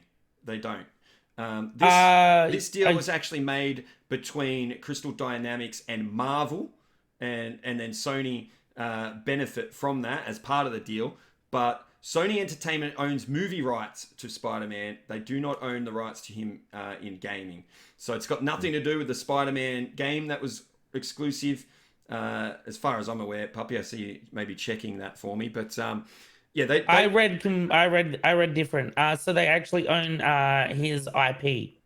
So Sony own his IP and rights to create anything with it. Yeah, but there's different umbrella, like different factions under that umbrella. Yeah. So Sony Entertainment, I did read this, I did look this up. Sony Entertainment own movie rights to Spider-Man, but Spider-Man, the character, the IP, the character is owned by Marvel, whatever they're, Disney, whatever that falls under that. So they do own Spider-Man in terms of. I can't see any other reason if a Spider-Man comic comes out, that doesn't come out from Sony. That comes out from. I can't imagine. Are you sure it's not media rights? Look, I'm not a lawyer. I don't know how all the all the lingo and stuff like that. I did read an article about the them owning the movie rights, and that this deal actually took place. The majority of the deal, obviously Sony are involved, but the majority of the deal was Crystal Dynamics, but between Crystal Dynamics, and Marvel. So what that really means, what I'm saying is, it would not be impossible for them to have made that game and had Spider-Man in it and it not be exclusive. Like, they could have brought it out for everybody. But and the person who wrote this article, I wish I could remember the site that I got it from, but they were like, it's more like the anger should be directed at Crystal Dynamics. They're the ones that have made this deal, getting extra money or whatever to put Spider-Man exclusively on that platform. Hang on. So it turns out that it's probably more of a Marvel doing Sony a favor, because Sony funded the PS4 Spider-Man games. There we go. So, but the deal took place through Marvel, correct? By the sounds of that. Yes, it does look like it. And there's obviously all stuff in the background that we don't know about between Marvel and Sony anyway, with the whole Spider-Man thing. Probably. It's just like they had to loan Spider-Man to the Avengers movies and all the stupid deals that go on with that. I don't understand it all. Who knows? But my other point with regards to this... Spider-Man. Oh, it's apparently copyright laws are so confusing. But my other point that goes with this is, I actually don't care. I'm gonna be playing this game on Xbox, and regardless of platform, I'm gonna be playing it when it comes out. And then Spider-Man, this exclusive part that we're talking about, is not coming till next year. I don't play the game next year. Like, regardless, like Spider-Man, maybe I'm not a big enough Spider-Man fan, but it wouldn't be enough to entice me back to the game. They're bringing out Spider-Man DLC next year in the game. Like, even if it was on both platforms, I still wouldn't play that part of the game. I'm going to play it this year. It's probably going to be a terrible game, and then I'm going to put it down and never pick it up again. Like, I find it funny how no one's bringing up the other controversy of the game, that they've put advertisement in the game. So I don't know if it affects us in Australia, but in America, if you have a Verizon phone, so that's their telephone provider there, you get Verizon skins in the game. So your characters are walking around advertising Verizon. And there's also one for and there's also one for 5 Gum as well, which we have in Australia, and I don't know what in America as well. So, like, come on, guys! Like, you guys are being so corporate crap. Like, stop focusing on Spider-Man. Focus about like the game's trying to sell you a product. Exactly. I'm surprised there's not more product placement in games, and I don't really care if there was. Well, the reason I think it sets a really bad precedent, because what was the game where you had the Duracell batteries in the torch? Was that Alan Wake, or was that on the Silent Hills? Were they actually Duracell? I don't remember that one. Yeah, it was a big deal years and years ago. Yeah, and then everybody said after that that we're going to get more and more of that. And I'm actually in shock. Like, I've heard about this just the other. I was talking about it just the other day. That it was Energizer. It was Energizer. It was Energizer battery. What game was it? Does it say? It's Alan Wake. Yeah, I remember the controversy. Okay, yeah. And I'm surprised there's not more of it. And my thing where I don't really care if there is more, as long as it's not like too in your face, like, you have to stop and watch an ad while you're playing a game. You got a Verizon logo. But if it's a way for developers to get more money that we don't have to pay for the game, and they can make better games and get more money, I'm all for that, as long as it's not overbearing or advertising, toxic products and things like that, which isn't going to happen anyway. Like, I don't see a problem. There's so many people that complain about, like, this is another discussion we could have about microtransactions, and everyone complains about those. I just want developers to have a chance, or even the publishers that are some... Yeah, but Sony has a lot of money. Like, Disney, Sony, these guys they're not struggling for cash. But they're not the ones that are making this money. Struggling for cash. If with Fox's example, it's Crystal Dynamics that would be making that money, correct? No, this wouldn't have been a developer choice. This would have been a publisher choice. Yeah, but the Crystal Dynamics are publishing their game. Like, they are the publisher. Oh, are they the publisher? Square Enix is the publisher. Sorry, Square Enix. Yeah. Yeah, Square Enix is the publisher. Yeah. And that's I always hail as Square Enix is one of my favorite game companies, but they've been doing some really dumb stuff lately, and this is way up there. They do like sometimes they do something good, and sometimes they do something just so American. Like, you just go, this is not a Japanese, this is an American company. Yeah. It's an interesting topic. Like, yeah, I for one, I mean, I used to work in advertising, so there's a disclosure there. But I don't think like having advertising like that in games, like there's been games where you have like posters that have advertisement on it, or billboards in games that have advertisements. I don't care. Like, if some of that money filters down to the developer to make better games, I'm happy. Like, there's a whole other discussion about these big companies, like, taking us for a ride. But other than that, I don't like, it doesn't hurt me. Like, it doesn't, but like, there's been games out there where, like, I forgot what game it was, but there was a skin for Terminator. And it specifically said Terminator, whatever the movie was out that year. And that was paid DLC. So effectively, someone is paying advertisers the right to have this skin. Mm-hmm. And then you're advertising the movie for this game. So advertisers, you shouldn't be paying the advertisers. The advertisers should be paying us for consuming their product in the first place. And I know we're not meant to read comments, but Alpha Wolf actually raised something I was just about to say. NBA 2K20 is probably the most egregious case you can ever see for advertising in a video game. They sit you down and make you watch cutscenes where they like talk about Gatorade, and then they advertise, do you want to buy this Gatorade bottle with your name on it? And it's so bad. So that's where I would draw the line too. That's why I said before when I was talking about, as long as they don't throw it in your face and it's not too predatory and over the top and all of that. Like sitting and what's the benefit? What's the benefit to us as a consumer? Nothing. No, that's exactly right. What are we getting from it? So I use this is way too old, so maybe I need better information or a better example. But I use the Energizer batteries example. If they made money off that, you're not asked to buy anything. It doesn't hurt you. If they made some money that then in turn helps them make a better game, then I'm happy with it, is my point of view. Like, not if it's thrown in your face and you buy the Gatorade bottle. That sounds ridiculous. I haven't seen that one myself, but it doesn't generally make them help them make a better game is the issue that I have. In Remedy's case, probably because they were a way smaller developer, and I can't remember who published it. Was it Microsoft Game Studios? They wouldn't have given much funding.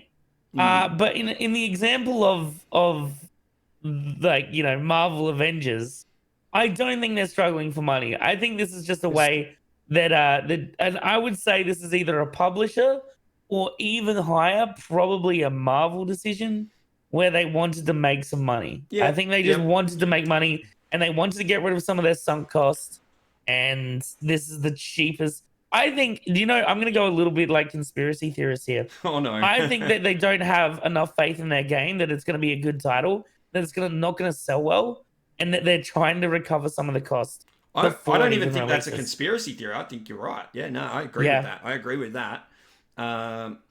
It just goes like, we could discuss the level of what advertisement we would allow or be okay with, not allow, but be okay with, versus we've just lost Fox there.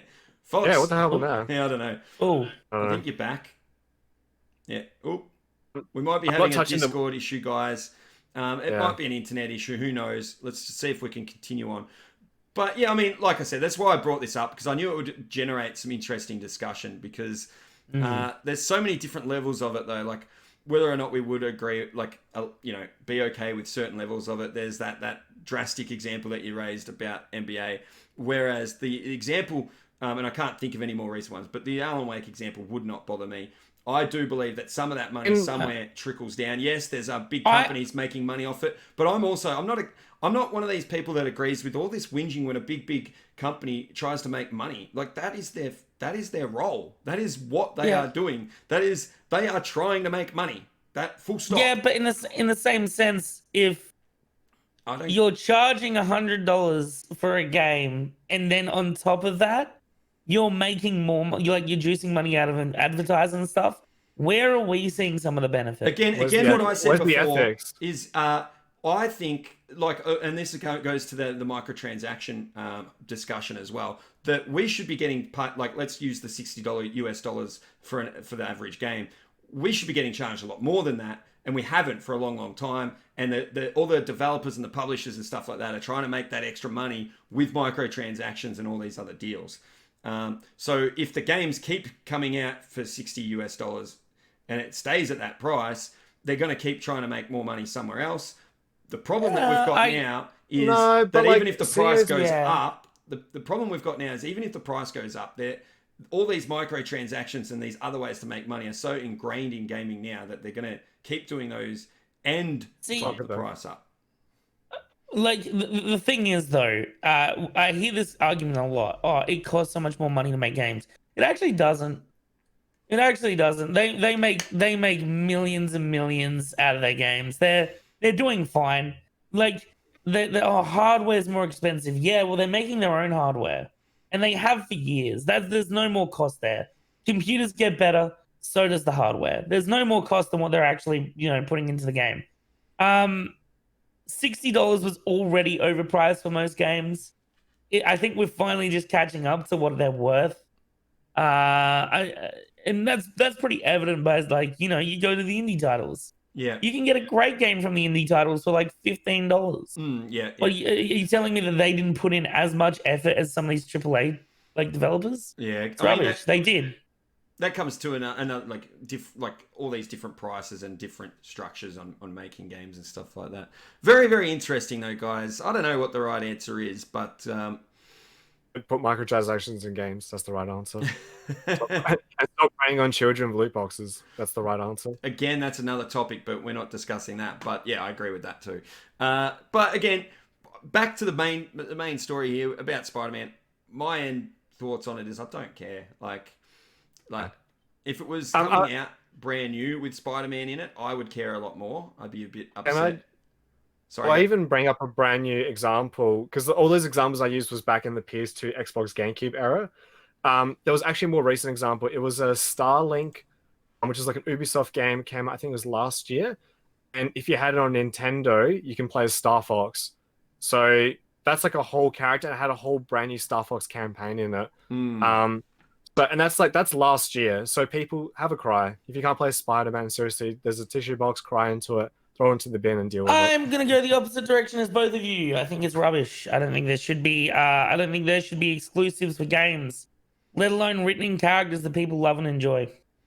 Yeah. Part of me, And I hate Sony. I can't argue. I hate Sony. So that's fair enough. The reason I don't care is a very selfish reason, and that is because I'm not going to play it. Even if the Spider-Man was coming to my console, I wouldn't play it anyway, so it's not affecting me.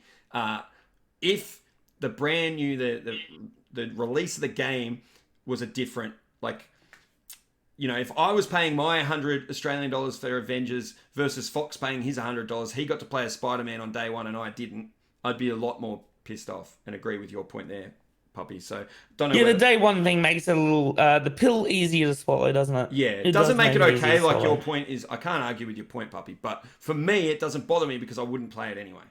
I'm not going to get to play it, but I wouldn't anyway. So yeah, very we could argue about that all day, but we'd probably move on. And I want to move on to something a little bit more fun here, guys. Fall Guys. Yes. First thing, okay, we want to talk about this because we've all been playing. You mean Game of the Year? Oh yeah, game. No, it's Bug Snacks. We will have a chat about that because I heard Fox say that it could win Game of the Year, and I totally disagree.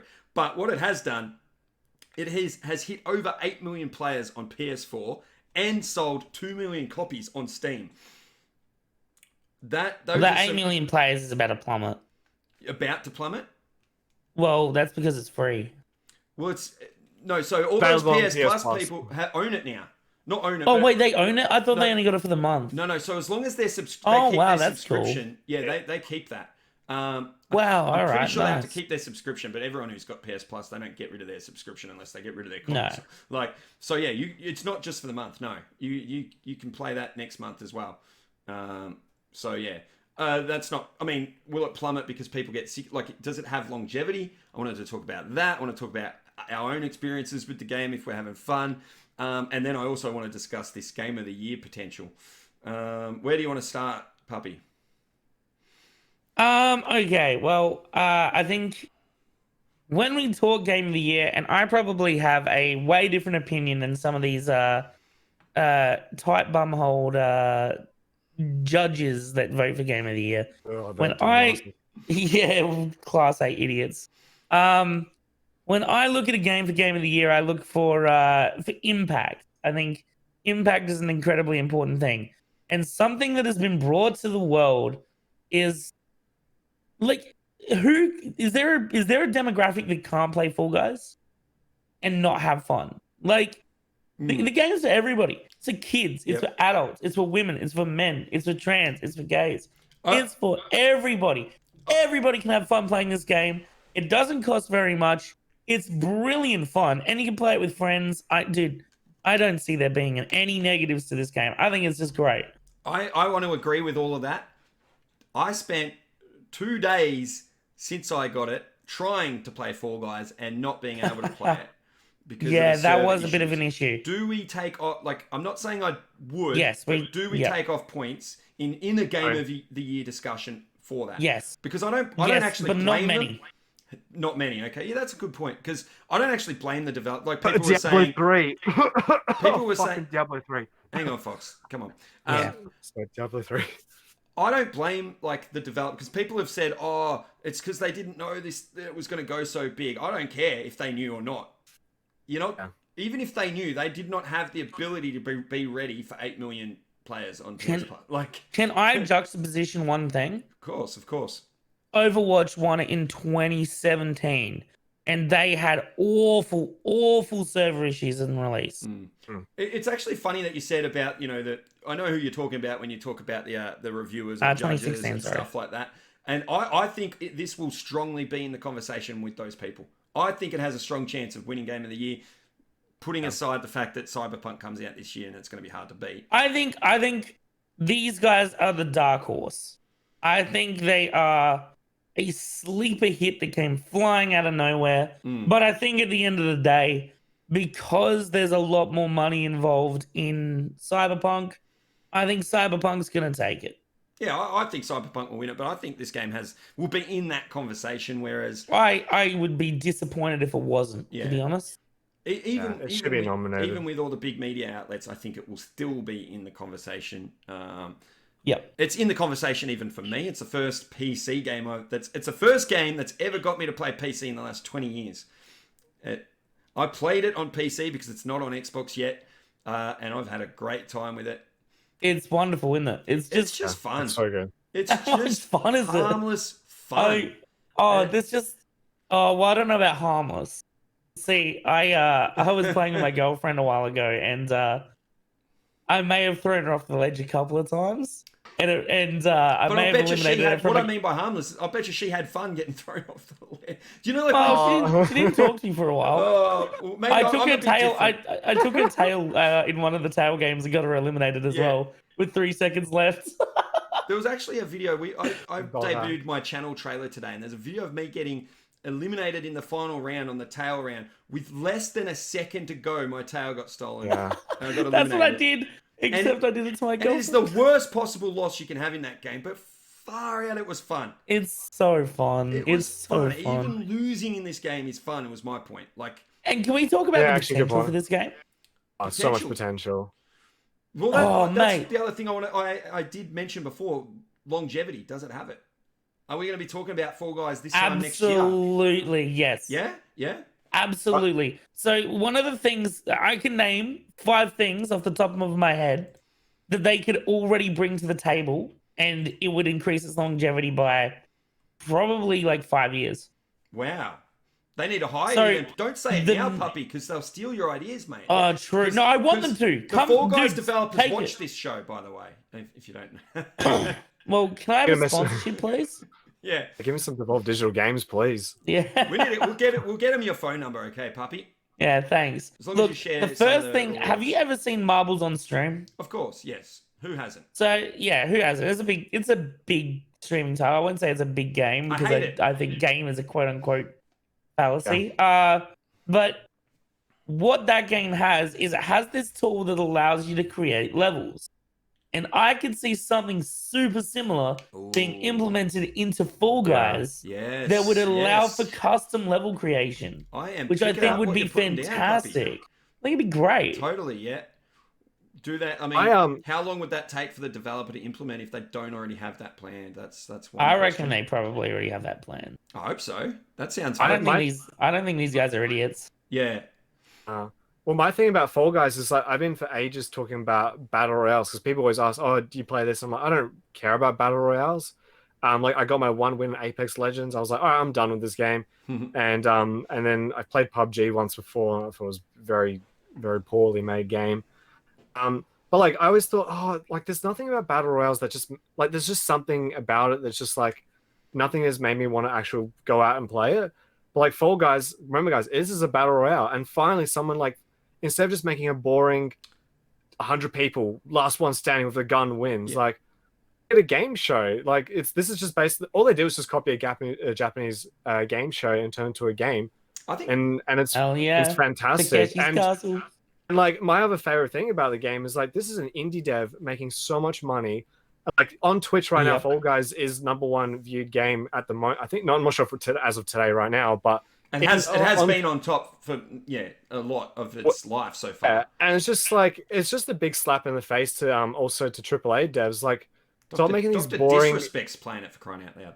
Yeah, stop making these boring AAA games with like guns and battle royales. Like, make something just fun. Heads up, don't Puppy, you can't just a warning. Don't mention that name because it's bannable on the platform. I'm actually not kidding. Oh, really? Okay. Right. Gotcha. Yeah. Really, just saying the name. Yeah, absolutely. Appreciate that, Puppy. I think you hit the nail on the head earlier when you said that anybody can play this. For me, that's the big difference. I've never played a battle royale. Until maybe now. Maybe does this count? Have I played a battle royale? Yeah, absolutely it counts. 100%. So this is my first and only battle royale. And one of the big reasons I've never played one is because I don't do that. I would never get a win in any of those. What did you say you got your first win in, Fox? Apex Legends? I wouldn't get a win in those games. Yeah. I've got a couple of wins in Fall Guys though. Anybody can jump in and have fun with that. Can win. Not anybody can jump into PUBG or Apex Legends or any of the new ones and have fun. It's not for everybody. It's for a lot of people because they're so popular, but it's very, very different in my book. Like, we can count it as a battle royale, but it's got a different feel. We have what I'd call a generational game. And one of the only other generational games I could say exists is like Fortnite, maybe like the Silent Hill series, games that like bring something different and special to the table that no one else has brought to the table before. And this is going to be something that AAA devs, I'm calling it, within the year will be trying to emulate. They are going to be trying to emulate this formula. And I guarantee you it'll be Ubisoft or EA that tries to do it and they will fail because there's the love for the craft is just not there. What I see in this game is I see innocence. Yeah. No, that's right. And what I see in this game is like a team that had a really fun idea. They went and executed it on the simplest form. And it's an absolute hit. Yeah, I kind of like the part of the story that I really like is that they weren't ready for it to be this hit. How cute is that? It's great. They didn't know that it was going to be this big, not even close to this big. They already, before the game's even come out, they probably regret it now. I don't know how much money they got from this big PS Plus freebie, because they probably regret that now. I don't know. Yeah. Do you know what I mean? Like, they made that deal not knowing how big it was, so they probably got paid unders for that deal. But in I saying bet that, PlayStation also regrets it. Yeah, in saying that, they're so bloody big that, you know, that they're probably, hopefully, they're getting, you know, their rewards for making such a great game. Well, I think that like of the people that are for releasing it free on PlayStation Plus, I think it hurts Sony more than it hurts them because they get a chunk of money, whereas Sony lost out on sales. Correct. Yep. Or they goofed. I've heard people complain about it costing what it costs on Steam and saying it should be a free to play. It's not expensive. Yeah, it's not expensive. Like, it's $35, dude. But you know, I didn't get so this cheap. rule. Yeah. I didn't get this rule with people with like they're okay to pay for some games, but not okay to pay for like where is this line? Because people pay for Overwatch and like but then Heroes of the Storm, which is also Blizzard, is free. So where's the line? Where are these lines? These people have paid what, close to tens of thousands of dollars for World of Warcraft, but they can't fork out $35 for Fall Guys. Get a grip. And like we've just been talking for however long about how fun it is. What price do you put on that? Like, I don't think they should have like. And you see the Battle Royale name. As soon as that gets attached, that's when people think free to play comes into it as well. Like, that is like subconsciously you think, oh, Battle Royale it must be free to play. Like, I think there's people. Does someone want to let PUBG know? Yeah. Like, that game's awful, and they still charge for it. Yeah. Oh yeah. Didn't that go free to play at some point, or like? Because I don't know my Battle Royales, but. There's not many battle royales that are free. It's only like Apex Legends and Fortnite. Yeah. I think there's a few others. Ubisoft made one. I don't know if that's free or not, but I've actually heard good things about that one, by the way. Yeah. Yeah, I'm not. I actually did hear good things about that, but I think the hype died off very quickly. Okay. I wonder if it's doing well or not. But yeah, like it's not Fall Guys. Yeah, Fall Guys. I want to watch. I'm watching with anticipation to see if we're still talking about it, you know, a month from now, 2 months, 6 months, next year. You wait, cross-platform is going to come out, and I think it was a deliberate choice not to put cross-platform in immediately, because what's going to happen?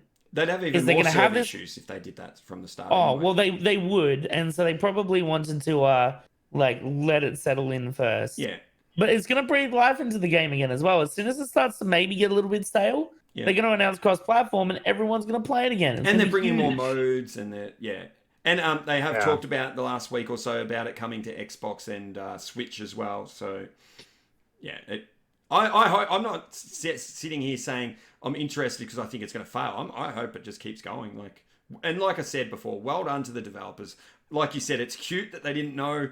But I love that, like you said, if they're, you know, EA or someone tries to make a competitor, it's not going to have that innocence, that it's not born from a good place. No, that's right. It's born from a trying to emulate and steal. Yeah. Also, one more thing I'd like to point out, and this may not be more so pointed at the game itself, but I think more developers should try and do this. Their social media manager is a genius. Yep. He's so good. Very good. That's half the reason the game's done as well as it has, I think. Pay that man or woman. Yep. Yeah, it's a man. It's a guy. He's done brilliant. Okay, good. All right. Well, look, some really, really awesome points that we've talked about with a lot of those topics, guys. Just a couple other things I wanted to mention before we move on is... the Xbox Series X has been confirmed to come out in November. It's not really big news. I think we all assumed that. Still no day or price. I was going to have a chat with you guys about what we think is going on with the two companies not revealing their price, but I think we need to move on unless someone has something really interesting they want to say. I think it's going to be $500. Not so much at a guess at the price, but I've heard like news that like Microsoft have just said, no, we are just waiting and making Sony say it first, and then they're, you know, balking at that idea. And how childish is it? Why don't they just announce it together? Well, I've said numerous times that let's just do it at the same time. Phil Spencer, and I think it's Sean Layden to just get in the same room and just go, okay, this is what it's going to be. You hang up first. Like, I believe they're going to both be the same price. It's just a matter of, you know, who says it first and who then price matches, and off we go. The other thing I found interesting over the last few days is that Suicide Squad got announced as Rocksteady Studios' next game. They're, of course, the guys that made the Arkham series, or but one of them anyway. I was very disappointed in this news. Suicide Squad as an IP is pretty meh to me, but I agree. Yeah, I think that is a backward step. You know, if you've just come off making everyone agrees that the Arkham games are amazing. I mean, not everyone, but overall, I would say a vast majority of people agree that they're very good. That is the general consensus, is that they're great games.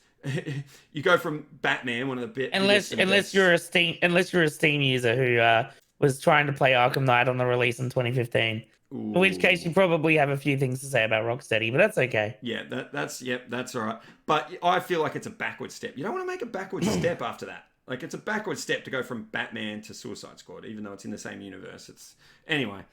But yeah, I'm interested to see more. Anyway, guys, some great chats there. So thank you very much for those chats. We are going to move on now. I want to quickly, now we normally have a segment where I talk about all the games coming to Game Pass or leaving Game Pass. At the time of this recording, I haven't had any sort of new information on that. All I can say is that the latest games that sort of got shadow dropped onto the service were Final Fantasy VII, Undermine, Darksiders Genesis, Trailmakers, It Lurks Below, and Xenocrisis. So if you want to check... Is that the Final Fantasy VII remake or the original? Just the original. Yeah. Wow, that's awesome. Yeah. Hell yeah. Everyone go get that. That's great. Great game.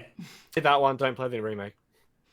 Now, I know Fox actually means that, but Puppy, do you mean that? Like... Yes, 100%. You'd speak Final Fantasy VII original is 10 times better. Yeah, the Final Fantasy original is 10 times better than the remake. I love hearing that. Cool. All right.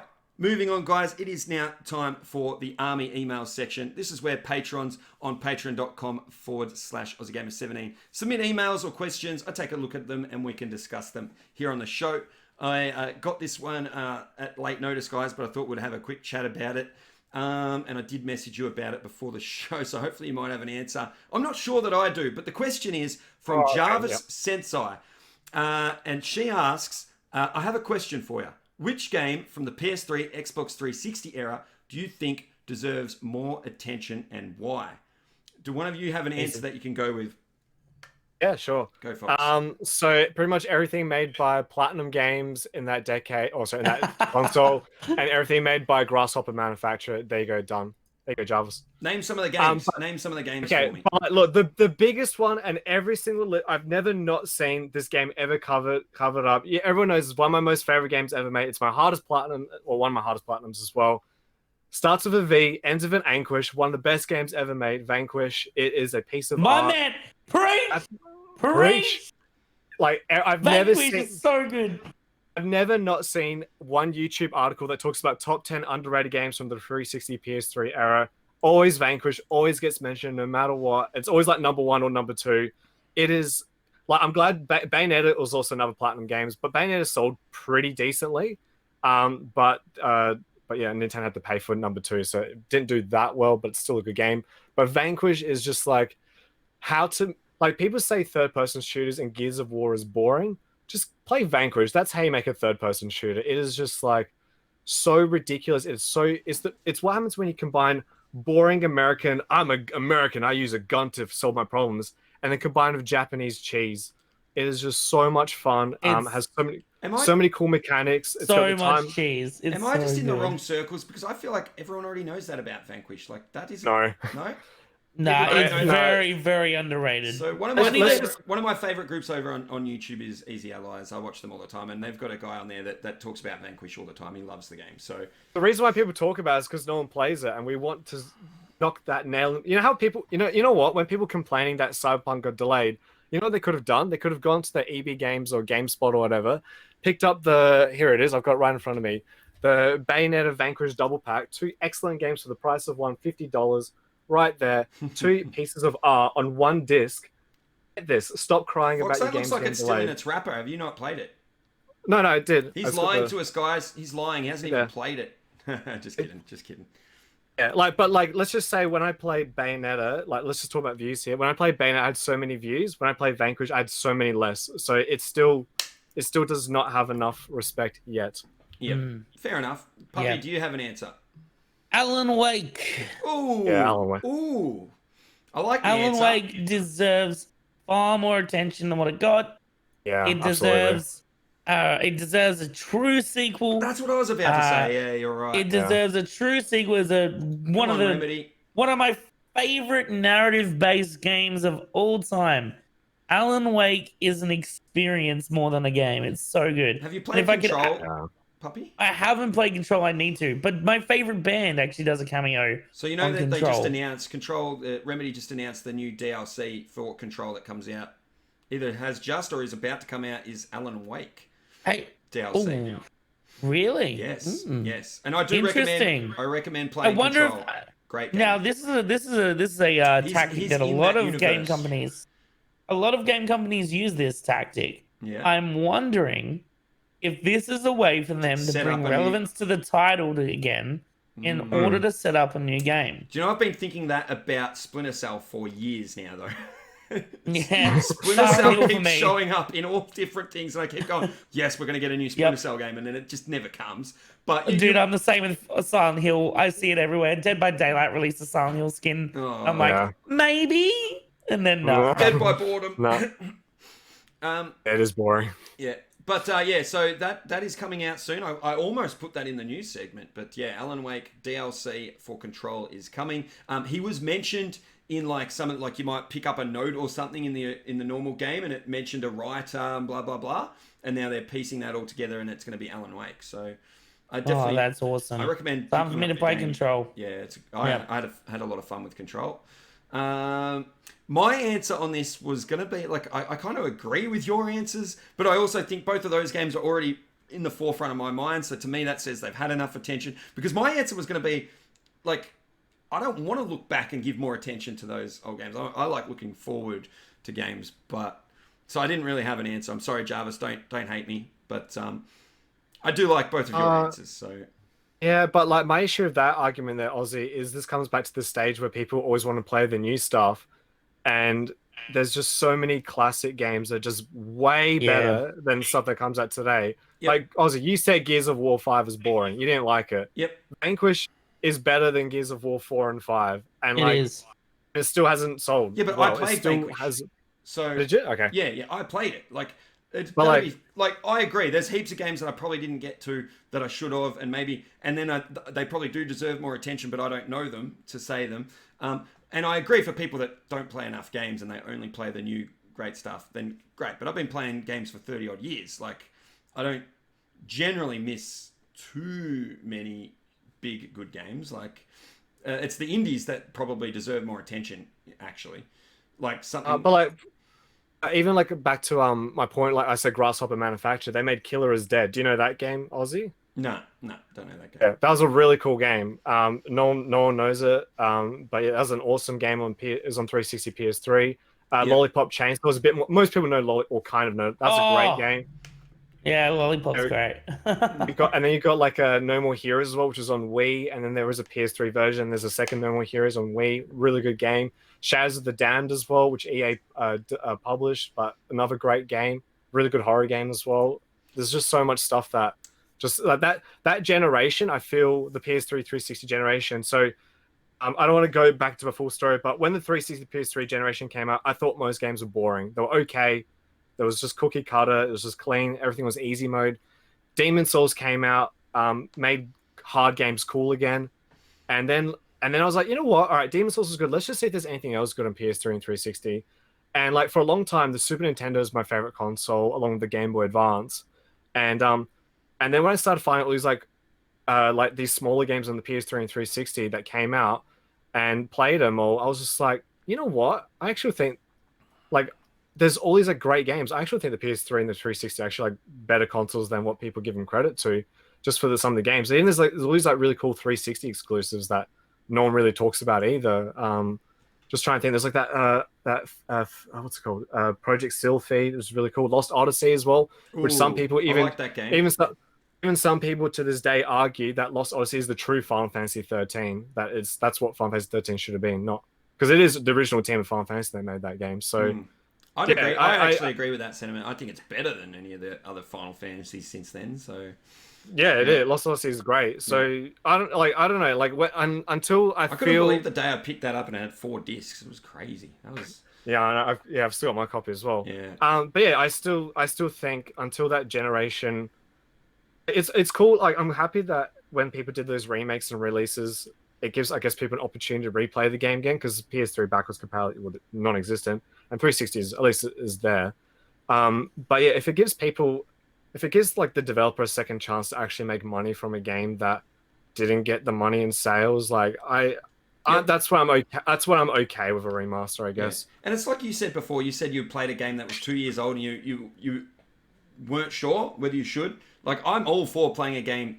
I sometimes play a game 3 or 4 years after it's come out because it's been sitting on a backlog that long. Because I think if it's good enough back then, it's still good enough now. And I'm not. I wasn't trying to downplay going back and playing old games. It's just that I can't think of any. Aussie, I know. Yeah, and also if I could change my answer, I think indies are a big one that need to be more sort of praised from that generation. I think indies was sort of made a re-emergence during that generation too, and it's still and we are we're rewarded, like we're still getting the benefits from that now, because a lot of indies are coming in this generation that were born because of indies making that re-emergence in that generation.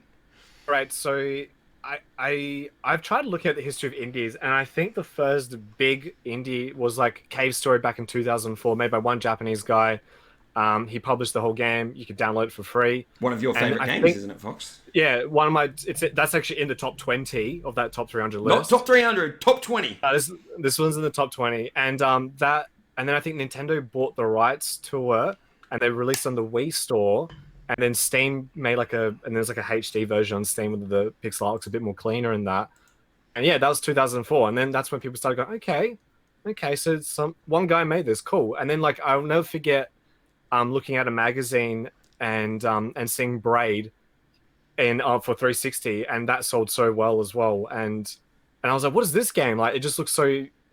Like, I was so like, wow, it's fun. Like 2D, there's still 2D graphics games on the 360 and PS3. I was like, oh, awesome. That's exactly what I'm talking about when I say it sort of re-emerged there. Yeah. So like it was like Cave Story, Braid, and like I guess Undertale just became a smash hit as well. Braid's getting an anniversary edition soon or something. Yep. I'm looking forward to that. And Braid's got a really cool plot twist at the end as well.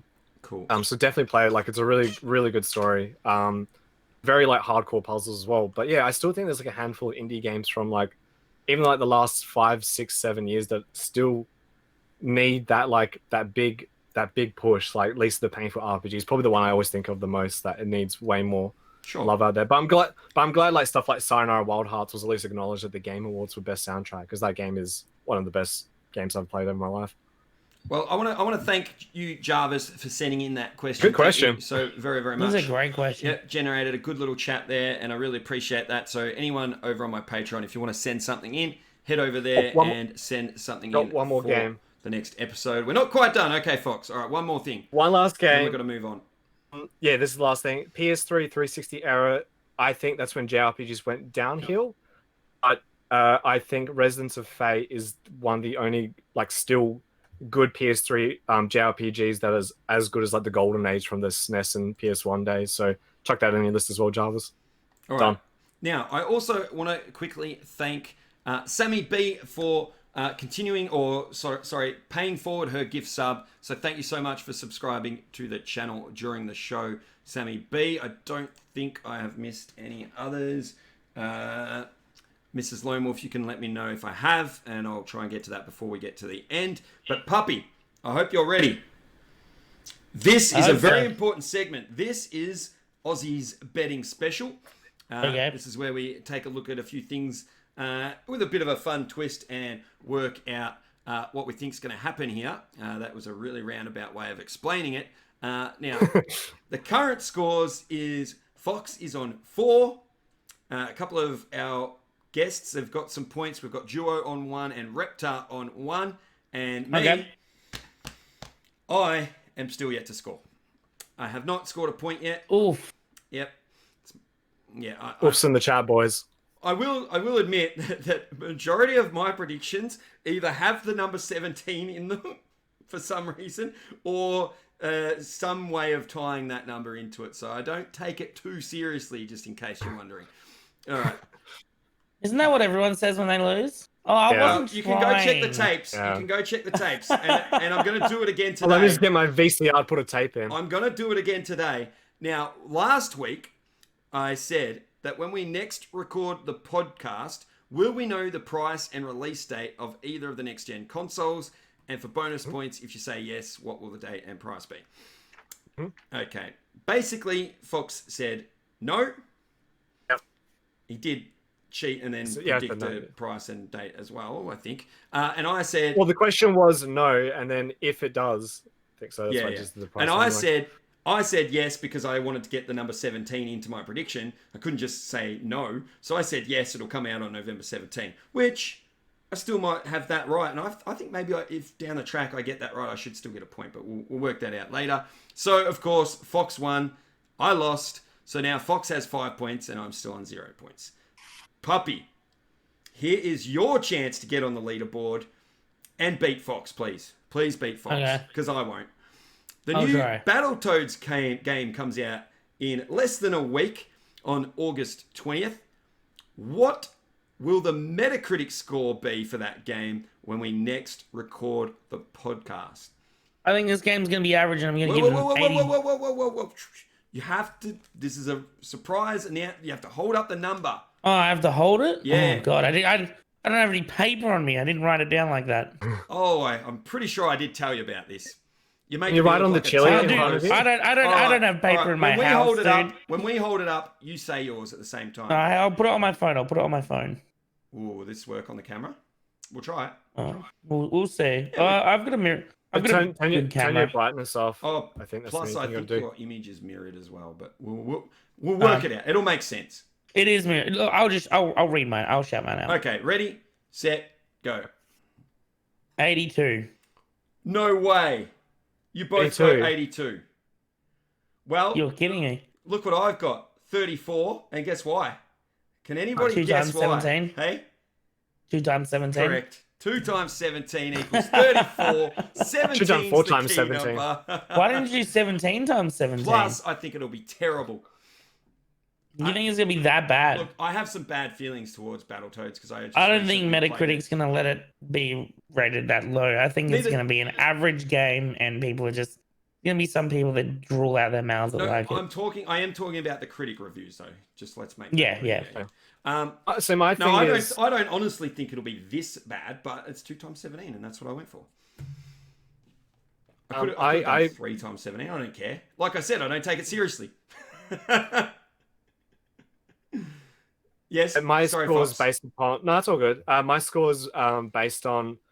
I think it's gonna be decent, but like Streets of Rage 4 came out this year, and that's the best beat 'em up ever, and I think that game deserves way better than that. But that's what it got 82 on Metacritic, so I was just like, Streets of Rage 4, which is like top tier beat 'em up, which I actually think deserves way more than 82, gets that. And Battletoads looks pretty quality, so if it's roughly around the same quality, if that's what critics are gonna give, if that's what they gave Streets of Rage 4.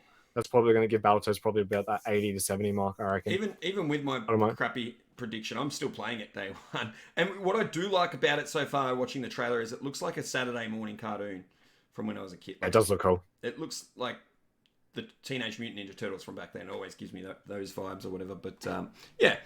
Anyway, it's all a bit of fun, guys. But guess what that means once we've done the betting special? That's the end of the show? That is the end of the show. Before we go though, I want to give you a big thank you, PappiEric. Thank you so much for joining us. Hey, you're welcome. I think you did a fantastic job on the show. It was my pleasure to have you here, so I really appreciate that. I want to give you the chance. We'll get a shout out for you in our chat here on Twitch, but I also want you to plug anything you want to plug. I know you're also working on your YouTube as well, so we could definitely plug that as well. Still no idea what I'm truly doing with that, but I think I'm gonna have it as a bit of a cut down of my streams where I talk about stories and certain things in life, or cut down other stuff. But I'm a Twitch streamer over at twitch.tv/PappiEric. We play a variety of games. We do just chatting. We do some really out there stuff. Like I pulled out $500 from my bank account, and I told chat that they could spend it on whatever they want. I did see. I watched that on YouTube, Puppy. That was really cool. I enjoyed that. So, guys, if you haven't checked him out, please go check him out.